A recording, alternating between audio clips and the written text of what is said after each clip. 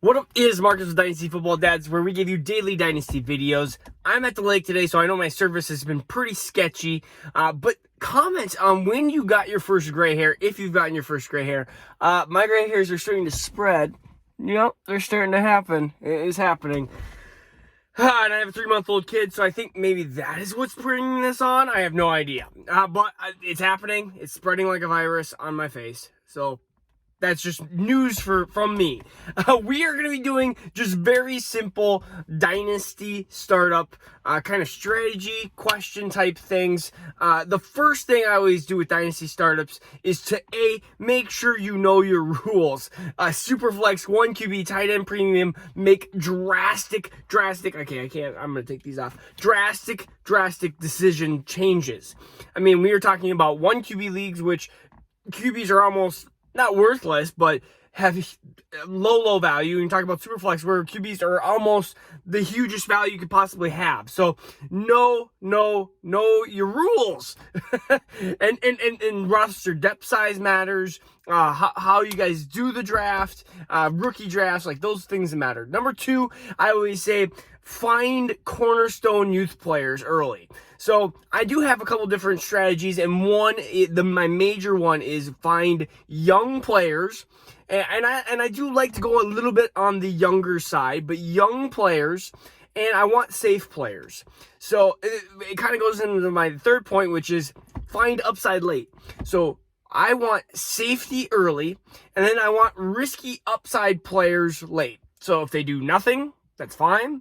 But if Henry Ruggs turns into something amazing and into that the earliest rookie draft pick of his class, and if he turns into something where he turns into 1,200 yards and 10 touchdowns, people would be like, "Oh wow, that's way like that." I mean, it's probably in his realm of possibilities. I think it's very unlikely, but Henry Ruggs has a huge upside, and so that's what we have to talk about. Late upside, early you want very safe picks, players that are going to be safe, and so I do tend to, whether it's quarterbacks in Superflex or running backs that are in kind of that rookie contract early in 1 QB. So another thing that I always say is find a plan. Find a plan of when you want to win the championship. What is your goal?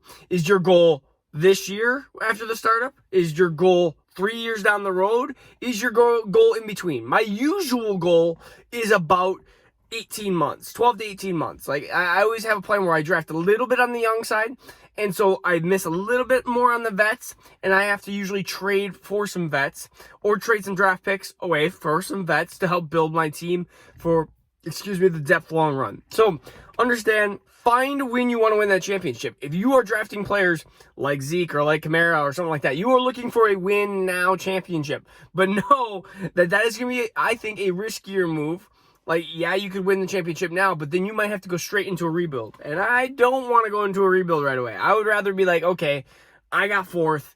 How do I go from 4th to 1st with my youth movement, whether it's Swift and Justin Jefferson or Jonathan Taylor, like these kind of young core players, CeeDee Lamb into that mix as well. So that is one of my biggest strategies. The next is value-based drafting, VBD. And we've heard it in redraft, we've heard it in dynasty drafting, we've heard it in any draft that you could possibly think of. Value-based drafting. Where can you find value compared to others? And that's why we can do tiers. Tier-based drafting is one of the biggest things with value-based drafting. If you can find a tier 1 running back versus a tier 2 wide receiver, it's like, well, what would you rather have? A tier 1 running back, if you could get that last tier 1 running back. So finding tiers is a really important way in Dynasty to kind of set some players aside and be like, all right, this is where I like CMC, Saquon, Jonathan Taylor. Maybe that's my tier 1. And maybe tier 2 is then Kamara, and I'm trying to think who else would be in it. Right off the top of my head, maybe it's Kamara and a couple other players. So if I have, maybe you're like 6th in a 1 QB league, and Jonathan Taylor's the only running back left in tier 1, and then you have a bunch of tier 1 wide receivers left, well, then maybe you go after Jonathan Taylor. Because if you don't, then you're going to have a tier 2 running back. So value-based drafting is also where you look at, that's why quarterbacks in 1 QB leagues are so, I guess, invaluable, because invaluable, I don't even know if that's a word. They're not valuable. Invaluable. They're invaluable. They're not invaluable. I don't know. That doesn't sound right. Whatever. They don't have as much value because you look at QB4 versus QB12 in fantasy points, and it's not a huge difference versus running back 4 through 12. Like, might be a huge difference through there. And where are you drafting QB4 and 12? You might be drafting QB4 in round 4 of a startup, 5 of a startup, and you might be drafting round QB12 in round 12, 10, something like that. So the difference in value-based drafting is so important. And it's why in 1 QB leagues, I seem to never have the Kyler Murray, the Josh Allens, the Pat Mahomes. I just never seem to have them.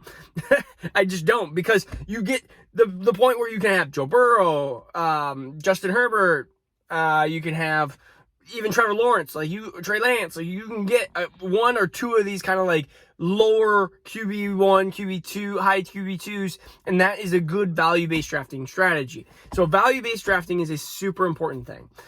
And if you can, this kind of last tip, and this is the hardest tip because this just takes experience, is just to know your league mates and know what they're drafting to and what kind of roster they're building.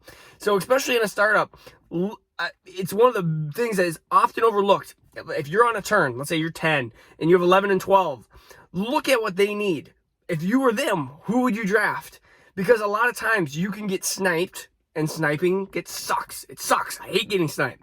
But you can get sniped, and you wouldn't have gotten sniped if you would have looked, both of those guys need tight ends. Well, I have Kyle Pitts left, and he's my only tight end in that tier, and I have 3 wide receivers in my tier. Well, who am I going to take? Or I have 2 tight ends left, and I have 3 teams on the turn, and 2 of them need tight end. Well, who am I going to draft? Well, I probably should draft a tight end, right? So these are just small things, and knowing your draft mates more and more and more, if you've had experience with them. There are people, like, if you know me, you're probably like, he loves his running backs. He's probably he might draft a running back over a wide receiver. I might. You're right. I might early on. And if in Superflex, you'd be like, he's a QB lover. He's probably going to draft at least 1, if not 2 QBs early in those couple rounds. Yep. You know me. And so that is just important to know. But again, I'm not going to pass up on value, or I'm not going to pass up on something that I feel is like a steal at that early round or even a later round. So know your league mates and look at the draft board. Look at what people need. It is just such a simple skill, but something that is often just overlooked. People just go, I'm just going to click that. I have 2 guys. I'll click him. No, know your league mates. And that is important for redraft. It's important for any type of drafting that is in the kind of snake form, because linear drafting, it doesn't matter, because, it really doesn't. And it's also kind of important when we come to rookie drafts. I will say that is why when somebody has like 2 picks, let's just say, I know this is kind of off the startup talk, but we're just going to talk about it briefly. When somebody has like 102 and 104, and they're like, I need a quarterback and a tight end, and I'm in Superflex. And they're like, what should I do at 102? And I'm like, well, just draft Kyle Pitts. Draft Kyle Pitts, because at 104, you can take that QB. And if you take that QB at 102, maybe Kyle Pitts is not at 104 or 105. Maybe at 105. Maybe that's even a better, a better situation, or not a better situation, but a better scenario.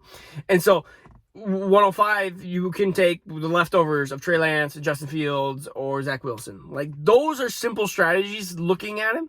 Like, you may not draft the best player at 102 like that you think, but you might draft a player that fits your kind of need there, if that makes sense. So you're always looking at kind of the whole big picture of things and what everyone else needs. And honestly, sometimes I will do a mock draft of my rookie draft a lot of times just to see this team really needs a tight end. They're going Kyle Pitts 102. Or I'm likely thinking that. Or there's a team at 103 that is desperately in need of a wide receiver. Okay, well, if I want Jamar Chase, I'm going to either have to get 103 or I'm going to have to move up to 102. Or there are 101 through 103 desperately need running backs. They're going to go running backs. So if I need one of the top 3 running backs for rookies, I need to get in the top 3 picks. Or the opposite. Maybe they don't need running backs. And so then I'm like, okay, well, maybe a running back will fall into 104, 105, 106 area, and I can sneak up a Travis Etienne or a Javonte Williams into that area. Those are all important aspects of Dynasty football that you need to know, and I think are very important. I know, we went from startup to this, but all right, it's the weekend. It's Sunday. Enjoy the rest of your Sunday. This is going to be up early Sunday, and I will see you tomorrow. All right, peace out.